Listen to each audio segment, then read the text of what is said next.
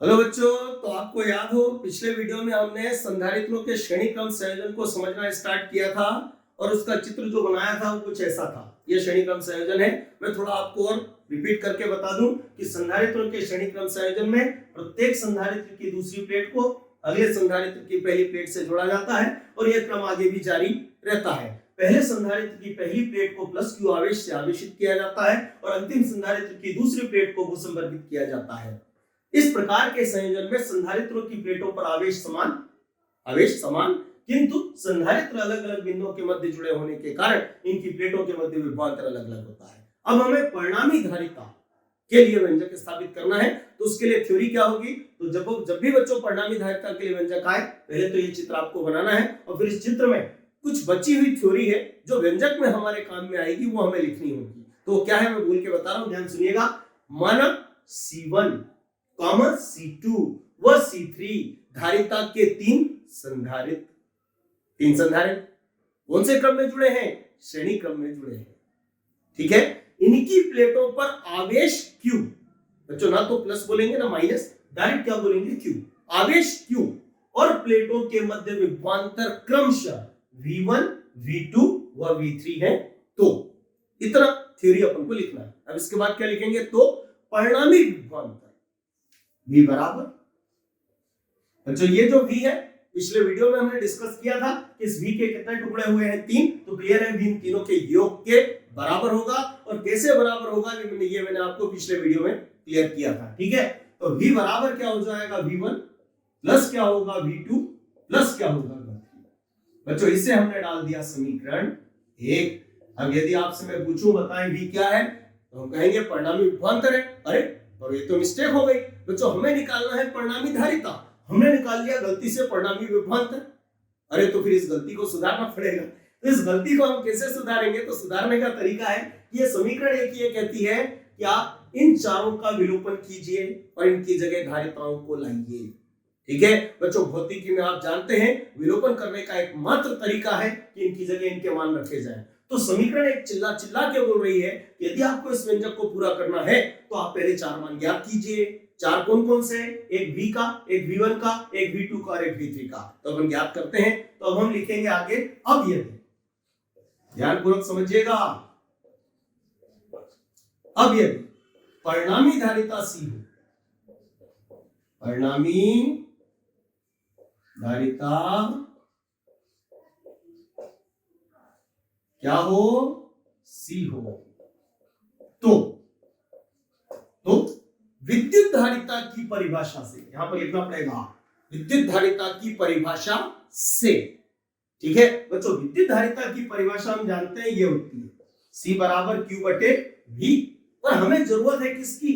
V की, क्योंकि V का मान चाहिए हमें। तो एक काम करते हैं, V को इधर लेते हैं, C को इधर लेते हैं। तो विद्युत धारिता की परिभाषा से V बराबर क्या होगा बच्चों? Q और बटे क्या हो जाएगा? C। कोई दिक्कत तो नहीं। इसे हम डाल देते हैं समीकरण 2।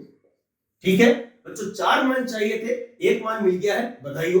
और प्रश्न उठता है मैं ऐसा क्यों बोल रहा हूं बधाई हो? तो आप चाहें तो इस एक मान से बाकी के तीन मान ज्ञात कर सकते हैं। करना केवल क्या है? V के साथ 1 लगाओ, V1 V के साथ 2 लगाओ, V2 V के साथ 3 लगाओ, V3। लेकिन यदि V के साथ हम 1 2 3 लगाते हैं तो ये सब भी बराबरी कहा करते हैं। तो यदि इसको लॉलीपॉप दी तो इनको भी देना पड़ेगी, किंतु सोच समझ के कैसे? तो हमें यदि V के साथ क्या लगाते हैं? 1, तो ये देखना होगा कि इन दोनों में से किसके साथ 1 लगेगा और किसके साथ नहीं लगेगा। तो वो हमें चित्र देख के मालूम पड़ेगा श्रेणी क्रम का। आप इस चित्र को देखिए, यहाँ C के साथ 1 लग रहा है, V के साथ भी 1 लग रहा है और Q के साथ नहीं लग रहा है। क्यों? क्योंकि Q का मान सभी पर समान है, वैसा ही यहाँ पर है और वैसा ही यहाँ पर है। तो क्लियर है बच्चों, इससे यदि हम V1 का मान ज्ञात करेंगे तो V के साथ यदि 1 लगा तो C के साथ भी लगेगा पर Q के साथ नहीं लगेगा। ठीक है, तो हम लिखेंगे और इसी प्रकार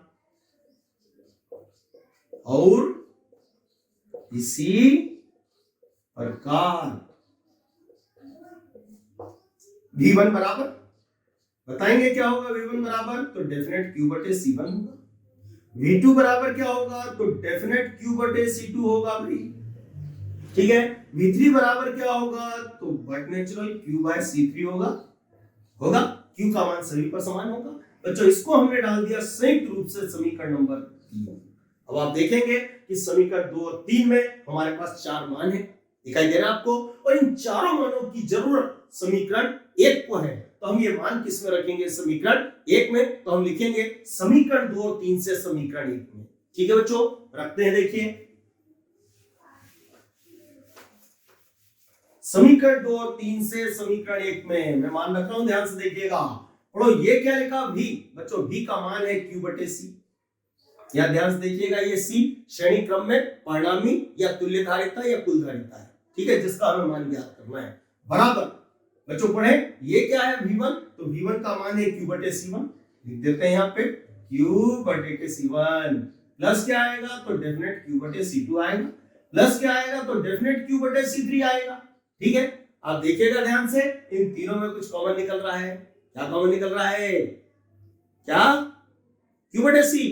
नहीं, केवल q कॉमन निकल रहा है। तो ध्यान से देखिएगा, इसको हम ऐसा लिख सकते हैं q बटे c बराबर क्या होगा? तो q को हमने कॉमन निकाल दिया, बाहर कर दिया, तो अंदर क्या बचेगा बच्चों? तो यहां बचेगा 1 बटे c1 प्लस यहां बचेगा 1 बटे c2 प्लस यहां बचेगा 1 बटे c3।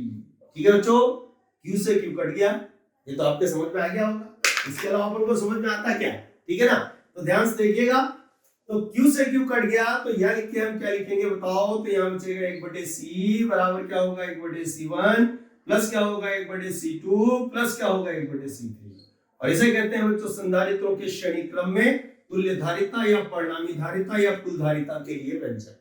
ठीक है बच्चों, अब इसे शब्दों में हम पढ़ें, ये जो समीकरण लिखी है इसे हम शब्दों में पढ़ें तो कैसे पढ़ेंगे? तो आप देखिएगा, ये परिणामी धारिता है और इसको हमने पलट दिया, इसे बोलेंगे परिणामी धारिता का व्युत्क्रम। जैसे मान लो दिया है 2, हमसे कहा जाए इसका व्युत्क्रम लिखिए, तो इसका व्युत्क्रम क्या लिखेंगे? 100 के 1 बटे 2 लिखेंगे। तो हमसे पूछा जाए ये क्या है, तो हम कहेंगे श्रेणी क्रम में परिणामी धारिता का व्युत्क्रम है। और ये क्या है बच्चों? तो ये जोड़े गए संधारित्रों की धारिताओं के व्युत्क्रम है। न उनको हमने क्या किया? जोड़ा, न वो इसके बराबर आ रहा। तो अब इसे शब्दों में क्या बोलेंगे? तो श्रेणी क्रम में परिणामी धारिता का व्युत्क्रम जोड़े गए संधारित्रों की धारिताओं के व्युत्क्रमों के योग के बराबर होता है। ठीक है बच्चों, यदि मान लो हम 3 संधारित्र जोड़ रहे हैं तो मान ये आ रहा है, यदि 4 जोड़ेंगे तो प्लस 1/c4, 5 जोड़ेंगे प्लस 1/c5, ऐसा होता जाएगा। और यदि केवल 2 जोड़ेंगे तो केवल 2 पद आएंगे।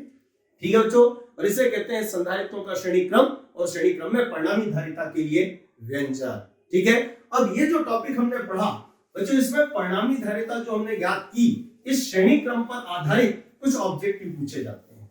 तो उनमें पहला ऑब्जेक्टिव यह होता है, जो हम पहले भी डिस्कस कर चुके हैं, आपसे पूछा जा सकता है कि संधारित्रों के श्रेणी क्रम में कौन सी राशि समान रहती है? याद है ना आपको? तो हम कहेंगे आवेश समान रहता है। और नंबर 2, संधारित्रों के श्रेणी क्रम में हमने देखा कि जब हम संधारित्रों को आपस में जोड़ेंगे तो जो कुल धारिता आएगी वो कम होती है, मतलब धारिता घटती है। तो याद रखिएगा कि धारिता को घटाने के लिए हम कौन से क्रम का उपयोग करते हैं? तो संधारित्रों के श्रेणी क्रम का उपयोग करते हैं। ठीक है, तीसरा जो ऑब्जेक्टिव आपसे पूछा जा सकता है, मान लो हमने 2 संधारित्र लिए, एक की धारिता 1 माइक्रोफैरड है बच्चों, दूसरे की भी धारिता 1 माइक्रोफैरड है। मान लो दोनों को हमने श्रेणी क्रम में जोड़ा, देखें कुल धारिता कितनी आएगी? तो उसका सूत्र यह होगा 1 बटे c बराबर 1 बटे c1 प्लस 1 बटे c2। बट हमें मान किसका चाहिए? c का। तो अपने काम करते हैं, इसका एलसीएम निकाल लेते हैं, इसका इससे क्या गुणा, क्या आएगा? c2 प्लस इसका इससे गुणा c1 बटे में दोनों का गुणा c1 c2 क्या। अब इसको पलटी देते हैं, तो c बराबर क्या होगा? c1 c2 के बटे में क्या आएगा? c1 plus c2। अब ये मान चाहिए बच्चों, c1 और c2 दोनों का मान हमने 1 माना, तो इसको यहाँ रख देते हैं। क्या लिखेंगे? 1 गुणित क्या लिखेंगे? 1 बटे क्या लिखेंगे? 1 न प्लस 1। अरे तो c बराबर कितना हो जाएगा? 1 एकम 1 और बटे 1 और 1 2, जिसको लिख सकते हैं 0.5। इसका अर्थ क्या निकला बच्चों? यदि 1 माइक्रोफैरड धारिता के 2 संधारित्रों को श्रेणी क्रम में जोड़ दिया जाए तो कुल धारिता 0.5 माइक्रोफैरड या 1 बटे 2 माइक्रोफैरड प्राप्त होती है। ठीक है बच्चों, और ये इस पर आधारित एमसीक्यूज होते हैं। और यहाँ भी एक छोटी सी बात और मैं आपको बता दूं, यदि हम सी धारिता के n संधारित्रों को श्रेणी क्रम में जोड़ दें तो जो कुल धारिता आएगी वो कुल धारिता c बटे n होती है बच्चों, याद रखिएगा। ठीक है, और इसको हम चाहें तो CH से दर्शा सकते हैं। C मतलब धारिता और एस मतलब सीरीज, सीरीज मतलब श्रेणी क्रम, जिसे बोलेंगे श्रेणी क्रम में परिणामी धारिता C/N होती है। अर्थात यदि C धारिता के n संधारित्रों को श्रेणी क्रम में जोड़ दिया जाए तो परिणामी धारिता CS बराबर होता है C/N। ठीक है बच्चों, तो आज हम इतना ही रखते हैं, अगला टॉपिक अगले वीडियो में देखेंगे। ठीक है।